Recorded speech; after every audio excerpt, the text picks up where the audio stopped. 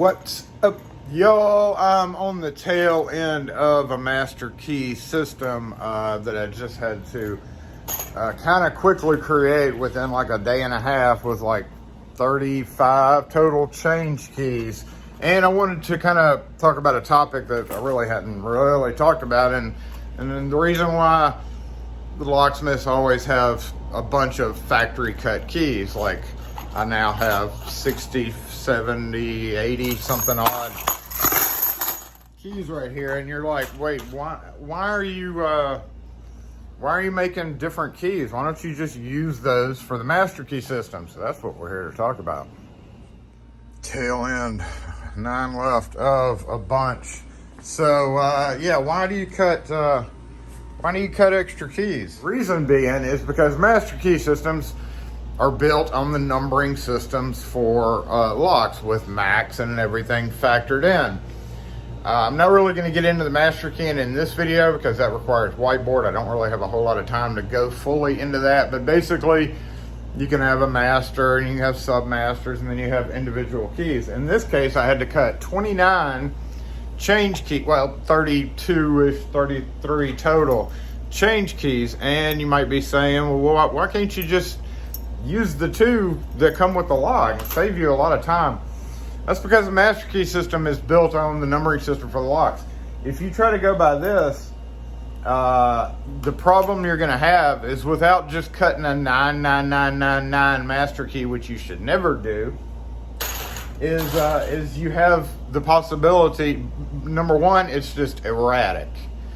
When you're building a master key system, it's built on rules and things that you have to go by to do a proper master key system.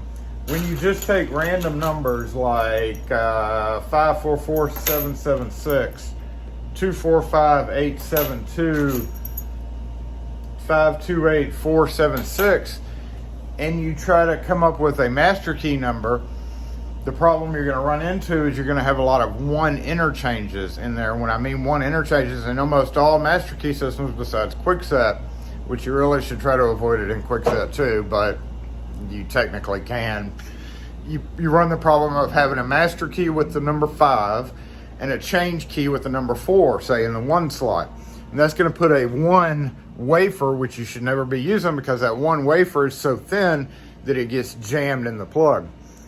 In addition to that, it's wildly erratic. Now, if I was doing a simple master key system where they had like 3 or 4 cylinders, and the 3 or 4 cylinders, yes, they do come in. There are groups of these when they send out factory keys. So we got 528, 544, 245, 532, 528. So there's a 528 right there. They do come in, there's another 528, 545, but the problem is, what's that, 272, so you see how random it is, 528. So you may be able to pull up some, 528, and yes, you could definitely build a system off of these. So again, if you have a bunch of keys, like in this case, we're gonna pull up all the 528s. Looks like that's the majority of them. All right, so out of this pile of however many this is, these are all kind of different numbers. There may be a couple that are the same, but we salvaged 1, 2, 3, 4, 5, 6, 7, 8, 9, like 15, 12 keys out of that bunch that start off with 528. So technically, yes, you could build a master key system off of this with that 528 being the same in the first 3 chambers. However, the last 3 digits, you have 644, 674. Okay, let's go with that 4th number, right? 4. All right, there's a 4, there's a 6, 4, 7, 5, 5, 7, 8, 8, 7, 7, 5, 2, 8, 6, and 6. Maybe you could use a 0 for that cut, but 0 and 8 are not max compatible. So yeah, you couldn't use that one. Maybe 8. No, you got a 7 there. That would give you a 1 interchange. 9, I guess you could do, but you got a bunch of 8, so that gives you 1 interchange. So that's the whole deal with not being able to use those guys. Really a long drawn out video, just one that I thought I'd bring up because some people may have a question as to why do I cut all those keys, because that's why there are master key programs. When you input numbers, you come up with your TMK, your theoretical master key, and it has it. So you know, we're gonna do a different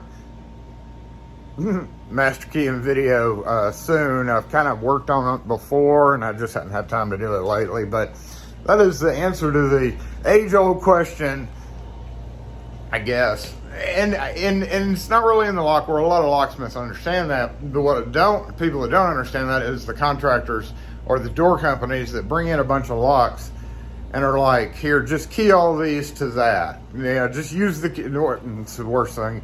They'll bring in 20 locks and a master key and say, oh, just use the keys that come with the lock. And it's like, you really can't do that. I've got to decode the master key and then formulate, you know, if you don't have the charts, I've got to formulate the rest of the system and cut the keys from that. So hopefully that answers the question. It's just literally in the numbering of them, and it's just wildly erratic. Even when I do small jobs and I have, like, I could keep those 528s, and next time one comes in, I could sort out the ones I don't need. And if I have a 4 or 5 job, it would work fine for that if there was no expansion in the future. But you're setting yourself up for failure if you do that and there is expansion in the future. You just run into a lot of problems. Just not a good idea. That's why you have a bunch of pre-cut factory keys, loads of them. Anyway, any questions or comments or feelings on this video, post them in the comment section. We'll catch y'all next one.